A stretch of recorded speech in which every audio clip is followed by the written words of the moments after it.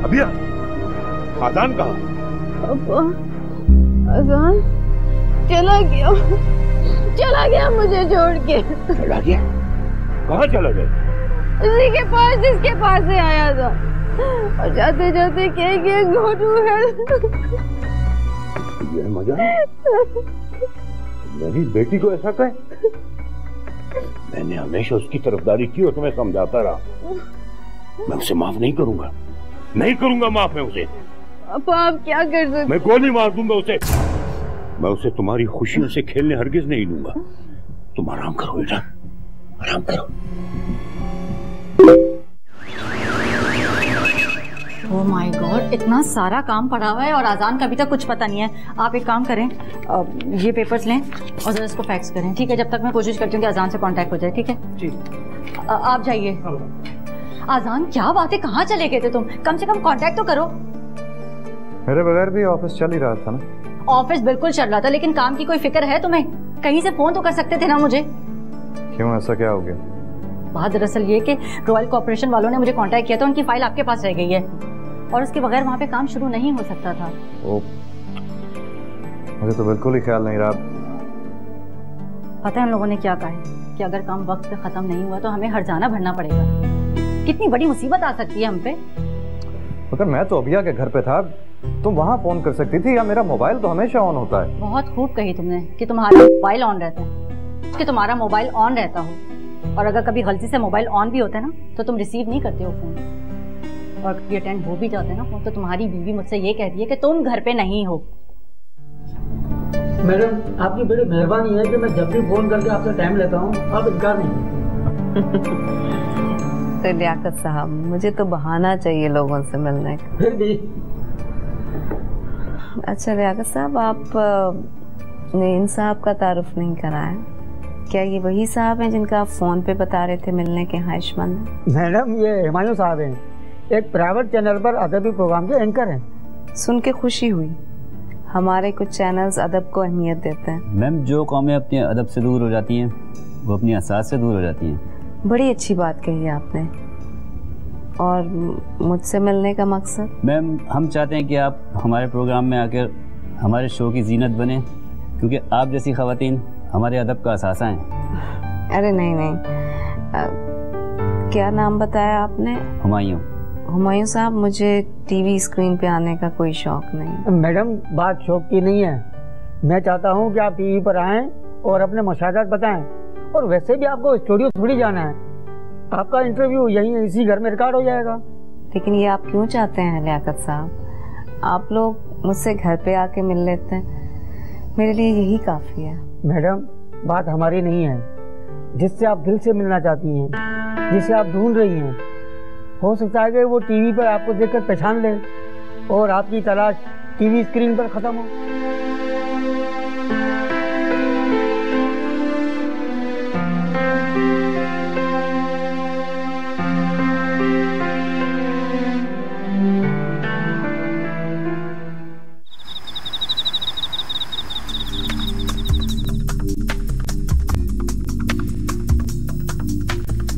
Hello, नवीन को phone दे।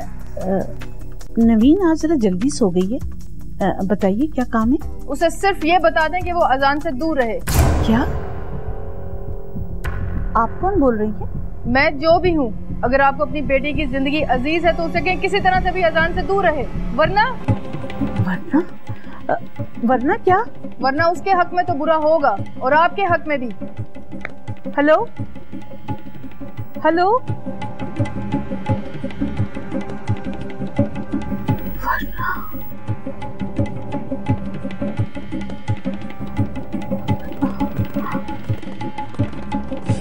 नवीन, नवीन। जी mummy. नवीन, क्या हुआ? अभी भी किसी का फोन आया था। किसका फोन है? पता नहीं बेटा, मगर उसकी बातें बड़ी दिल दहलाने वाली थी। कैसी बातें मम्मी? तुम्हें और मुझे कत्ल करने की धमकी दी है बेटा। कत्ल की धमकी? मगर किसने दी है? बोलने वाली ने नाम नहीं बताया बेटा, लेकिन उसका लहजा बड़ा सख्त था।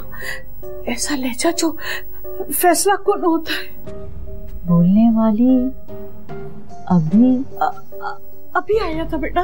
ओ मम्मी, आप क्यों बिला वजह परेशान हो रही हैं? किसी ने हमें डराने की कोशिश की होगी बस।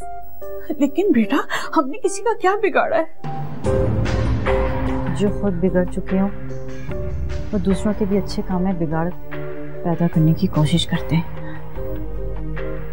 आप एक काम करें, आप इजी हो जाएं, अपने कमरे में जाएं। अच्छा, परेशान होने की कोई जरूरत नहीं है, कोई ऐसी बात नहीं है। रिलैक्स। अच्छा ये पकड़ो, रिलैक्स कैसे रह सकती हूँ बेटा मैं यही चाहती हूँ। मैं नहीं चाहती कि तुम मेरे और अजान के दरमियान कांटा बनकर चुपती रहो। नवीन, तुम्हें ये शहर और ये जॉब छोड़ के जाना पड़ेगा, नहीं तो मैं तुम्हें बर्बाद करके रख दूंगी।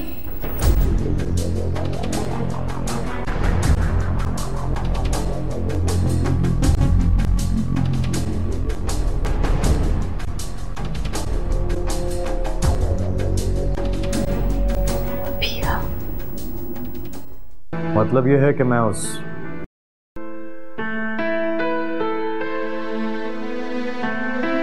क्या बात है, शाम हो रही है, घर नहीं जाना तुमने? अभी यह वेट कर रही होगी तुम्हारा। करना दे, मुझे अब कोई फर्क नहीं पड़ता। कैसे फर्क नहीं पड़ता? क्या मतलब है इन बातों का? मतलब ये है कि मैं उस खुदगर्ज और अनापसंद लड़की को छोड़ आया। मैं उस घर में एक कैदी की जिंदगी नहीं गुजार सकती, मेरे नेचर के खिलाफ। पहले तुमने शादी के लिए काम को छोड़ा है और अब काम के लिए अपनी बीवी को छोड़ना चाह रहे हो? Not fair. देखो अजान, ये जो शादी का बंधन तुमने बांधा है ना, ये बहुत ही ज्यादा नाजुक है, बिल्कुल कच्चे धागे की तरह। और इस कच्चे धागे ने तुम्हें इस कदर जकड़ रखा है ना कि तुम चाहो भी तो अपनी जान नहीं छुड़ा सकते। तुम कहना क्या चाहती हो? सिर्फ यही कहना चाहती हूँ कि वजाहत मिर्जा की लाडली बेटी की अगर किसी भी बात से तुमने इनकार किया ना तो वो तुम्हें तबाह कर देगा। क्या?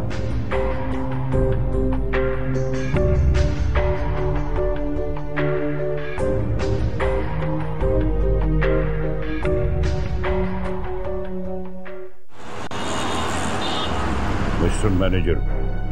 जी सर, अब क्या कार्रवाई करनी है? कहीं नहीं, बस अजान तैमूर को आसमान से खींचकर जमीन पर ले आओ। सर, अब वो आपके दामाद हैं। ऐसा शख्स जो मेरी बेटी की आंखों में आंसू लाए, मेरे नजदीक उसकी कोई हैसियत नहीं। उसको तबाह बर्बाद कर दो, उसके प्रोजेक्ट कैंसिल कर दो। उसके फर्म को एक प्रोजेक्ट नहीं मिलना चाहिए। ठीक है सर, ऐसा ही होगा। आपके हुक्म की तामील होनी ही चाहिए। अब तुम जा सकते हो। हेलो पापा, कैसे हैं? सब गुस्से में। अरे अरे क्यों? किस पर गुस्सा हैं आप? आजान पर। उसकी यह हिम्मत कि तुम्हारे साथ इस लहजे में बात करता है। मैंने मैनेजर को हुक्म दे दिया है कि वो आजान को तबाह और बर्बाद कर दे। मैं देखता हूं कि वो कैसे सरवाइव करता है। नो पापा, आप ऐसा कुछ नहीं करेंगे। मगर क्यों बेबी? उसने तुम्हारी आंखों में आंसू दिए और मैं ये बर्दाश्त नहीं कर सकता। नहीं पापा, आप अजान के खिलाफ कोई एक्शन नहीं लेंगे। ये मेरा पर्सनल मैटर है। मैं खूब अच्छी तरह जानती हूँ कि मुझे अपने पर्सनल मैटर्स कैसे सॉल्व करने हैं। ओके बेबी, जैसे तुम चाहो।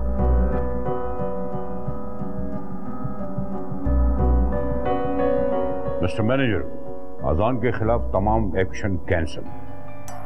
ओके।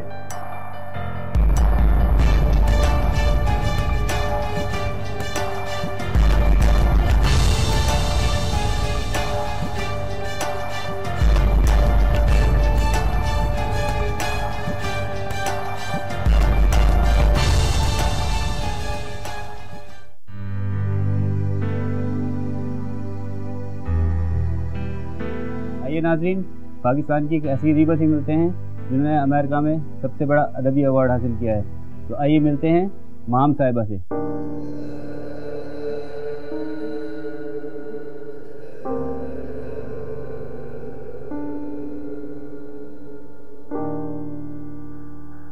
सबसे पहले तो ये बताइए कि आपका अदबी बैकग्राउंड क्या है? आपको ये सुन के शायद हैरत होगी कि मेरा बाकायदा कोई अदबी बैकग्राउंड नहीं है। ये जिस पे किताब पे मुझे अवार्ड मिला है, ये मेरी पहली काविश है। ये तो वही चेहरा है जो मेरे दिल की गहराइयों में नक्श होकर रह गया। ये धोखा तो नहीं? धोखा शायद इंसानी जिंदगी का लाजमी जुज़ है और हमें उसे ना चाहते हुए भी बर्दाश्त करना पड़ता है, और ख़ास तौर पे अपनों का धोखा। ये तो हाँ, ये मामी है। अपनों से धोखा खाकर कैसा लगता है? हम टूट के रह जाते हैं, बिखर जाते हैं, अपनी हस्ती को समेटने में बरसों लग जाते हैं। मैंने अपनी ख्वाहिशात पूरा करने के लिए इसकी हस्ती बस्ती जिंदगी उजाड़ दी। सिर्फ एक याद जो मेरे ख्वाबों का हिस्सा बन गई, और उसकी ताबीर के लिए मैं दोबारा पाकिस्तान आई। कैसी याद? क्या आप हमारे नाज़रीन के साथ शेयर करेंगी? मेरा बेटा बंटू।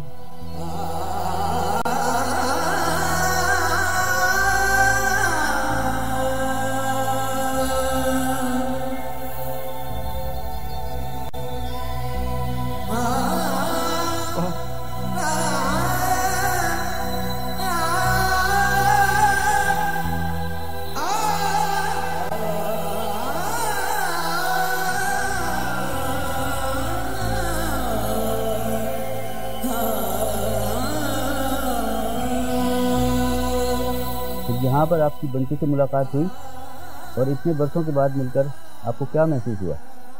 मुझे नहीं पता वो कहाँ है, और इतने अरसे में तो उसकी रिहाइश भी बदल गई है, और वो भी नहीं जानता कि उसकी माँ उसे ढूंढती फिर रही है। नहीं माँ, मुझे ढूंढ रही। और पता नहीं कि अगर अब मुझे वो मिला तो अपनी जिंदगी में दोबारा कबूल करेगा या नहीं। नहीं माँ, वो कौन बदनसीब होगा जो अपनी खोई हुई जन्नत को पाकर दोबारा खोएगा।